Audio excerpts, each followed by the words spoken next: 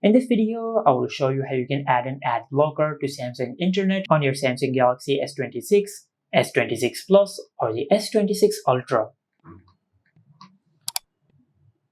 Now, as you can see, if I open Samsung Internet and if I open a website, I will find ads in the websites which I have opened.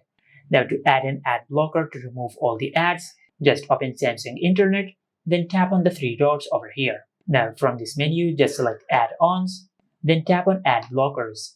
Now, under Suggested, just download this ad blocker. Just tap on the download icon and select Allow. Now, just wait for a couple of seconds for the ad blocker to install. And once it is downloaded, just make sure you enable the toggle for ad blocker. Now, just go to your home screen and remove Samsung Internet from the recent apps section. Now, just go back and open the Samsung Internet. Now, this time you will notice that the ads has disappeared from the websites which we have opened.